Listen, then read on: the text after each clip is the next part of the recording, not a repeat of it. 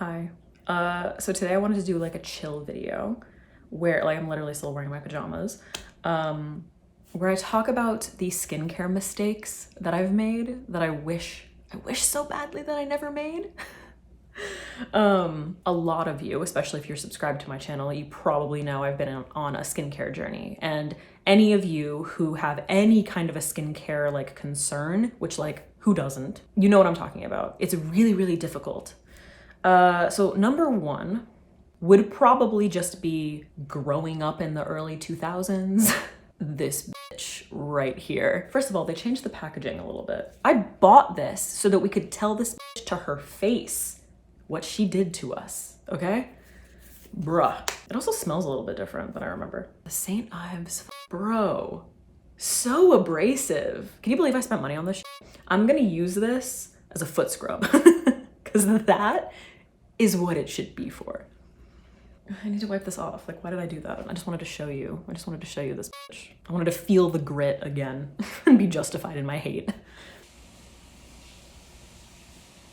I used to use that as a daily cleanser, because we didn't know, all right? The resources were not available to us then. The over-exfoliating was crazy. The over-washing as well, I think, not recognizing that like if your skin is oily, you need to be rehydrating it. You do not need to be like washing it constantly, stripping it. I was not, thankfully, I mean, I think I use them occasionally, the like astringent, like the pads that were essentially just like rubbing alcohol. It was horrendous, but I had friends who used them and it was just making things so much worse. Like we were so misguided back then. Oh, memories. I need some matcha to lift my spirits. Really quick, I'm wearing glasses because I have a LASIK consultation tomorrow and I can't wear contacts before. So the first one is definitely just like not knowing, not having any idea really about skincare, like the realities of how to actually care for your skin. Number two kind of falls in the same vein, and it is never wearing sunscreen. Never wearing sunscreen. Sunscreen was you're going to the beach. When you go to the beach, bro, the truck, kind of loud. You're gonna be spending time at the beach. You put sunscreen on. That was it. And you put it on once. You didn't reapply. Sunscreen? What? Wearing it daily? Wearing it like every day as a part of my everyday skincare routine? That did not exist. In fact, very embarrassing. And I'm sure a lot of you are in this camp, especially if you're in like, I'm turning 32. You probably just started wearing sunscreen regularly in the last like few years. I feel like if you were before that, shouts out, because I just think that a lot of people didn't know the realities of sunscreen.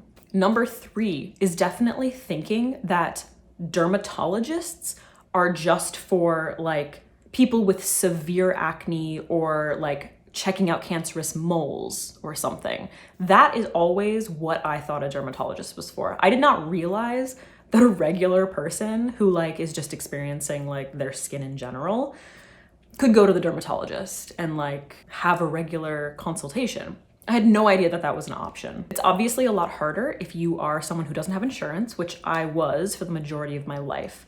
So once I did have insurance, I was like, oh, I can go to the dermatologist? Like that's covered, what?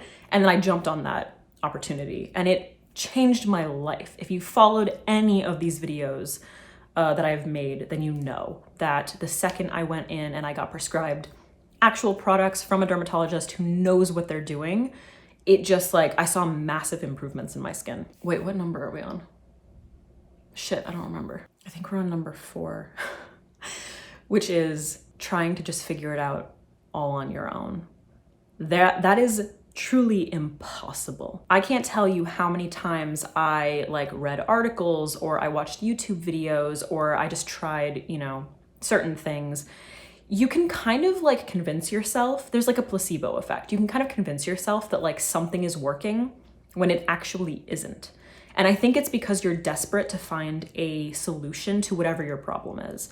So I remember finding out that like hydration is really important, right? I was using so many super hydrating, really, really heavy products because I thought that the reason I was breaking out was because my skin was dry. My skin is congestion prone. I am acne prone.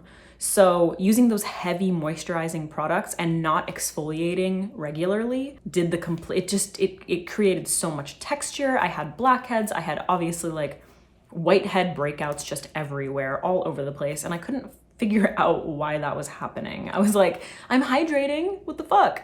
So I think no matter how hard you try, no matter how much research you do on your own, you really need an expert to tell you exactly like what your skin type is or what might work for you. Because it can be really, really easy when you're doing your own research online to just get like conflicting views or to misinterpret things yourself. So I really do think going to a dermatologist is probably one of the most important things. Number 5 is doing the most. This is something that I still struggle with, okay? If the directions on a package say to use 1 to 3 drops, don't use 25, okay? Please don't use 25. If they say to use a pea-sized amount, don't use a silver dollar. Do people know what silver dollars are anymore? I don't actually know. Do we actually even like use coins anymore? It's definitely important to remember that you need to trust the process. So if you do go to a dermatologist and they tell you, use this like once every 3 nights, use this only in the morning, like don't reapply. Using more of something is not going to make it more effective. In fact, a lot of the time it can end up making things a lot worse. Like I said, I'm still learning this, okay? I recently had an experience where after having been on prescription products for a while, I went traveling. I didn't realize that my prescription products were coming to an end. Like I needed to make an appointment and I needed to update them. So it expired and I wasn't able to get more before I went on this trip. I ended up being without my prescription products for about maybe a little over 2 weeks, maybe like 3 weeks. That seems like, okay, it's not that long. Bro, it's been months since then. I went to New York in July and it is now almost October and my skin is still readjusting to those prescription products. So consistency is definitely key. This is kind of like 5 and 6 rolled in one. So 5 is not to do the most. 6 is consistency is key. You have to trust the process and know that like using a ton of product is not going to speed it up. You have to be patient and you have to be consistent. So if you're using something and your dermatologist says, listen, it might take 6 months to a year to really see results, and it's been 2 months and you're like, fuck this isn't working, you're not trusting the process. And if you're like, okay, this isn't working, I'm gonna use more of it, I'm gonna apply it more often, or I'm gonna just like go in with like tons of it, you're probably gonna end up doing more damage to your skin and you're not gonna end up getting those like good results. Like you're basically gonna be like taking steps backward. 5 and 6 are really important because I think there are a lot of people these days who like listen to, you know, you can watch people like Dr. Dre on YouTube, you can watch Dr. Lee, you can watch, you know, people like James Welch or Hiram, and they have really good like product recommendations and they can speak from their experience, the skinfluencers, and even the dermatologists, like it can be really helpful to help like create a routine. But if you're not like really taking their sage advice, for instance, things like don't use too much, don't over exfoliate, you have to have realistic you have to have realistic expectations. It's not going to move quickly. Those resources are not going to be valuable to you if you're not actually listening to like what the underlying message is. You know what I mean? Which I think is a problem that a lot of us have. And I know that I have made that mistake so many times where I'm just like, it's not working, I need to use more, or it's not working, I'm abandoning it, you know? So I recently had that experience after my prescription products lapsed. And like I said, it's been months since July. Yes, it's been like 3 months. So 3 weeks, essentially 3 weeks of not being on my prescription products took about 3 months. I'm not even quite there yet. I'm still like, well, I was using too much. I was using too much because I was breaking out in this area and I was freaking out about it. And I was using too much of my Onextin treatment and my skin's been peeling. Number 7 is just introducing too many new products all at once. This is again, something that I'm still trying to learn. I think like just consumerism today with things like makeup and skincare, there's so many new like skincare brands coming out, there's so many new skincare products.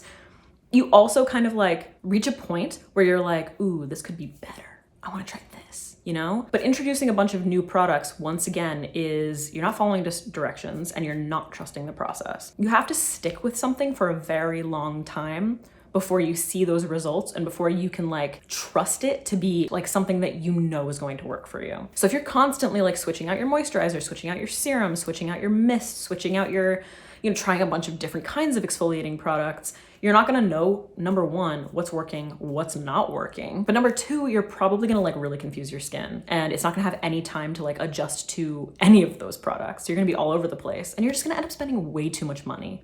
Wow, my lips are really dry. Auric, Plush Ritual, Little Green Whale. Number 8 is popping pimples. This one I'm still kind of on the fence about because I kind of feel like I don't want to fucking just live with a whitehead that is just like horrendous. You know what I mean? Sometimes it can be really difficult to tell whether or not something can be popped. I think my biggest regret and some of the biggest mistakes that I've made is getting a little overzealous. So say you have a zit right here, right? It's a whitehead, it's ready to go, okay? You pop it, sanitary, you use the thing, okay? You make sure shit's clean, okay?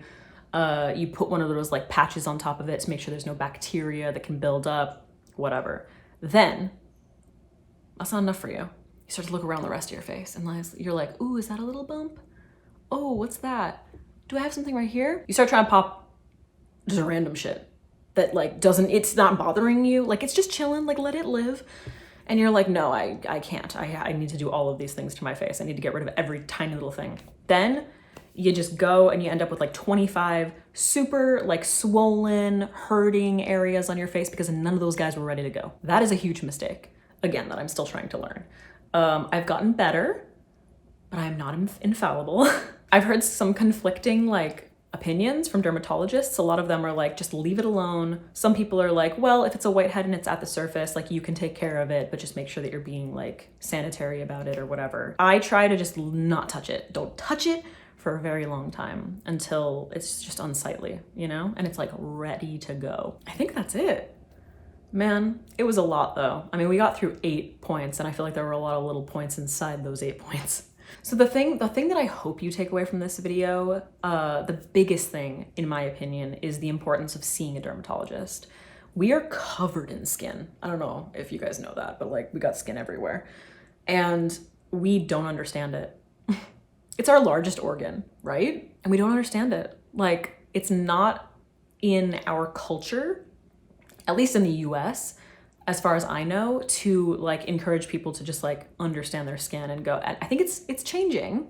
It's changing a bit. I definitely wish that it was like standard practice for kids through their teens, into their 20s, into whatever age you are, to go to your dermatologist regularly and just talk about like whatever. Get an expert's opinion, Like it should be like a medical checkup once a year, or even like every 2 years or whatever. No matter what your like family history, no matter if you like have a history of melanoma or something along those lines, or cystic acne or whatever. I totally understand like that it can be really expensive if you don't have insurance.